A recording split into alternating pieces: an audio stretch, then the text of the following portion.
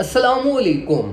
Let's talk about market updates. और आज की वीडियो में हम जरा बीटीसी और कुछ ऑल्ट कॉइन्स को डिटेल में एनालाइज करते हैं। आज के दिन हमारे पास सीपीआई रिपोर्ट भी आनी है और इसी के साथ साथ अगर हम बीटीसी की परफॉर्मेंस को देखें तो वो बिल्कुल परफेक्टली हमारे पास $30,000 अबव अप कंसोलिडेशन प्रोड्यूस कर रहा है। तो ये एक मार्केट के लिए बहुत हेल्दी साइन हो सकता है, लेकिन ऑल्ट कॉइन्स हमारे पास स्टिल साइडवेज साइड लाइंस पर रहते हुए कोई हमें मेजर मूवमेंट नहीं दे रहे। तो इस टाइम पे मार्केट में आपने क्या एक्सपेक्ट करना है, कौन सी एक्युमुलेशन करनी है, किन कॉइन्स में स्कैल्पिंग की स्ट्रेटजीज आप यूज कर सकते हो, ये सारी चीजें मैं आपसे आज की वीडियो में शेयर करूंगा। सबसे पहले हम बीटीसी चार्ट की तरफ चलते हैं, बीटीसी को एनालाइज करते हैं। और अगर हम बीटीसी को देखें तो मेरे भाइयों, बीटीसी ने बिल्कुल खूबसूरत अंदाज से अपनी ये फिबोनाची गोल्डन पॉकेट की रेजिस्टेंस को ओवरटेक किया बाय अ ह्यूज पंप। और ये चीज मैंने आपको गाइड भी की थी अपनी लास्ट 2 वीडियोस के अंदर कि हमारे पास पॉसिबली जो बीटीसी है वो या तो ये अपने ब्रेकआउट को, जो कि हमारा सिमेट्रिकल ट्रायंगल का टारगेट था, वो ऑल द वे अप 30,500 तक हमारे प्राइस एक्शन को ले जाएगा। अब देखो, एक चीज स्ट्रेट फॉरवर्ड पहले आपने ये समझनी है मेरे भाइयों कि हमारे पास मार्केट में जब ये यहां पर प्राइस चेक चल रहा था ना, ये नॉइजी कंसोलिडेशन के अंदर, तो यहां पर हम क्यों ट्रेड नहीं ले रहे थे? हम ट्रेड इसलिए नहीं ले रहे थे कि एक तो हमारे ऑलरेडी टारगेट हिट हुए हुए थे, और सेकंड रीजन ये थे कि यहां पर हमारे पास बहुत स्ट्रॉन्ग बिलिश डाइवर्जेंस थी, जिसकी वजह से हम मार्केट के अंदर प्ले नहीं कर रहे थे और हम वेट कर रहे थे बीटीसी में कि आइदर ये बिलिश डाइवर्जेंस यहां तो न्यूट्रलाइज हो जाए या तो मार्केट जो वो लाइक बिलिश डाइवर्जेंस के इंपैक्ट को फेस कर ले। तो अभी अगर हम मार्केट को देखें तो बिल्कुल परफेक्टली हमारे पास, अगर हम लास्ट लो जहां से हमारे पास बिलिश डाइवर्जेंस हो रही थी, मार्केट ने उस डाइवर्जेंस को न्यूट्रलाइज करते हुए यहां पे हमारे पास एक न्यू हाई आरएसआई में भी फॉर्म कर दी है और प्राइस एक्शन में भी फॉर्म कर दी है। तो यहां पर अब हम ये एक्सपेक्ट कर सकते हैं कि जो बीटीसी की अब प्राइस मूवमेंट है वो मोस्ट लाइकली हमारे पास एक हेल्दी मूवमेंट और मार्केट अपनी लाइक एक इक्विलिब्रियम, और ये जितनी भी मार्केट ने कंसोलिडेशन और ये पंप हमारे पास हुआ है, ये like more of institutional flow है। और इसकी रीजन आप लोगों को पता है कि ये रीजन हमारे पास बैकएंड पे जो ओरिजिनल बेसिस रीजन है वो सिर्फ फाइनेंशियल क्राइसिस है और इंस्टीट्यूशंस की एडॉप्टेशन है, जिसकी वजह से हमारे पास market all the way down $19,000 से ऑल द वे अप $30,000 तक ट्रेवल कर गई है। अब अगर हम कुछ बीटीसी की एक्युमुलेशन और एंट्रीज की बात करें तो वो स्ट्रेट फॉरवर्ड मेरे भाइयों, मैं ये फिबोनाची गोल्डन पॉकेट को कंसीडर करूंगा, जो कि हमारी $29,000 से लेकर 28,400, जो कि हमारी मेजर वॉल्यूम सपोर्ट भी है और इसी के साथ साथ हमारी फिबोनाची गोल्डन पॉकेट की भी सपोर्ट है, जिसको कंसीडर करते हुए मैं अपनी सिर्फ बीटीसी के अंदर स्पॉट एक्युमुलेशन करूंगा। अभी भी मैं कॉन्फिडेंट नहीं हूं बीटीसी के प्राइस एक्शन में कि मैं इसमें कोई भी फ्यूचर ट्रेड अपनी ओपन करूं। अब हम बात करते हैं जरा गाला की। गाला को अगर हम देखें तो गाला में मैं गाला पे आई एम ट्रूली बुलिश, और मैं एक्सपेक्ट कर रहा हूं कि गाला हमें कमिंग डेज के अंदर अच्छे प्रॉफिट्स देगा, और गाला को मैं अपने लॉन्ग टर्म प्लान होल्डिंग्स के अंदर भी स्ट्रिक्टली एक्युमुलेट कर रहा हूं। कल के दिन में हमने एक गाला का सिग्नल प्रोवाइड किया था, जो हमारा आज के दिन में अल्हम्दुलिल्लाह हिट हुआ, बिल्कुल परफेक्टली हिट हुआ। हमारा टारगेट हमारा स्विंग ट्रेड का सेटअप है, लेकिन मैं अपनी ट्रेड का ब्रेक इवन स्टॉप लॉस मैंने 2 पे लगवा दिया है, क्योंकि इसकी रीजन ये है कि मार्केट के सीपीआई रिपोर्ट के इंपैक्ट की वजह से मार्केट जो है ना, लाइक कोई भी एक बड़ा एक्शन ले सकती है।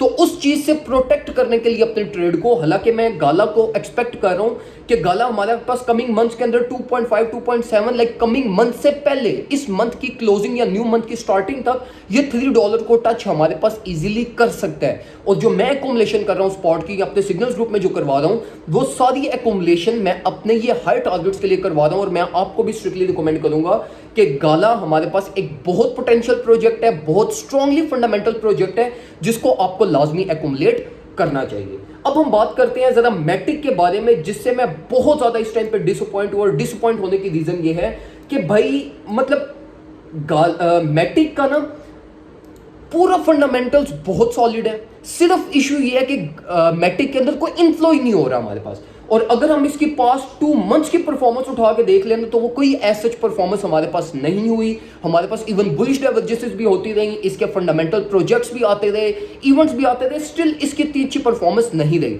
लेकिन यहाँ पर ये चीज आपने यहाँ पे ज्यूम नहीं करनी कि ये इसमें कोई मैटिक या मैटिक प्रोजेक्ट का फॉल्ट नहीं है, सिर्फ रीजन ये है कि ये अभी तक इंस्टीट्यूशनल स्पॉटलाइट में नहीं आया।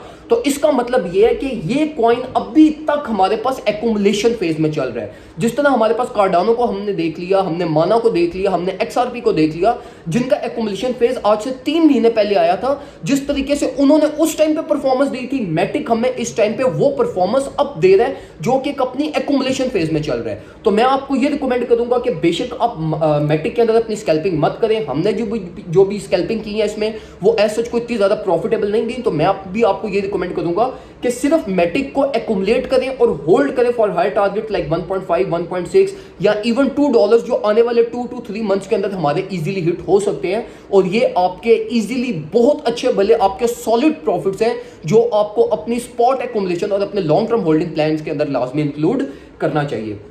इसी के साथ साथ जो मैं अभी इस टाइम पे बुलिश हूं जिस प्रोजेक्ट पे, वो है हमारे पास फैंटम की बिल्कुल जबरदस्त किस्म की हमारी कल के अंदर ट्रेड गई।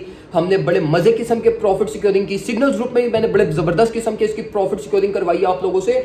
और मैं अभी भी एक्सपेक्ट कर रहा हूं इवन कि मैं आपको पास 2 मंथ से ऑल द वे डाउन, जिस टाइम पे हमारे पास FTM 0.19, 0.2 पे चल रहा होता था, मैं उस टाइम पे आपको कहता था कि फैंटम को जितना एक्युमुलेट कर सकते हो करो। और अभी भी मैं आपको कहूंगा कि अभी ये CPI रिपोर्ट आने का सिर्फ वेट करें।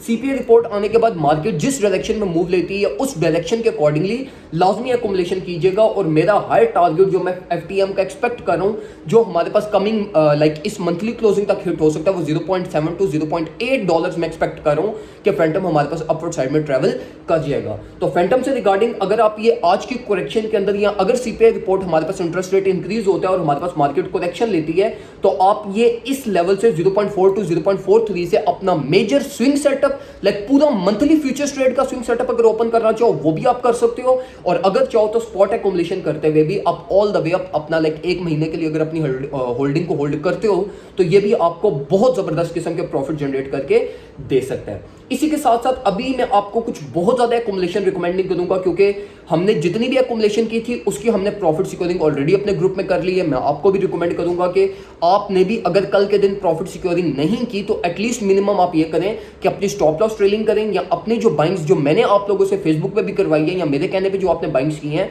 उनके ब्रेक इवंस पे लाजमी अपने स्टॉप लॉस सेट कर दें, क्योंकि आज CPI रिपोर्ट है तो मार्केट लाइक बहुत क्विक मूव्स ले सकती है। और जिस साइड पे आपकी मार्केट ब्रेकआउट करती है वो उस डायरेक्शन के साथ प्ले कीजिएगा।